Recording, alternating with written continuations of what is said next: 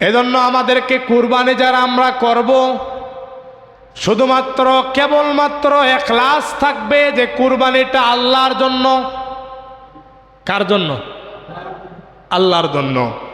কুরবানির মধ্যে আমাদের কোনো সংশয় থাকবে না, দ্বিধা থাকবে না যে এই গরুটি নিলে একটু গোস্ত বেশি হবে, দাম একটু কম পড়বে, ভাগে এতটুক পড়বে, এরকম চিন্তার ভাবনা নিয়ে গরু ক্রয় করা যাবে না।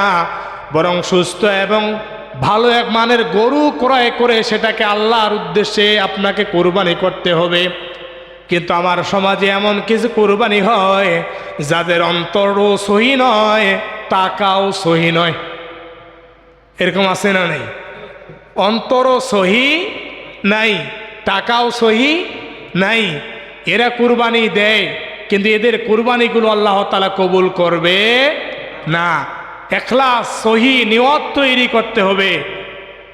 এই কুরবানিটা আমি কারো জন্য দিচ্ছি না, নিজের সুনামের জন্যও নয়, গোস্ত খাওয়ার জন্যও নয়, এটা দিচ্ছি শুধুমাত্র আল্লাহর আদেশ পালন এবং আল্লাহকে খুশি করাচ্ছি। বলেন সুবহানাল্লাহ। এরকম কুরবানি দিতে পারবো আমরা? পারবো তো নাকি? তাহলে আল্লাহ আমাদের কুরবানির গোস্ত নেয় না, রক্ত নেয় না, এগুলো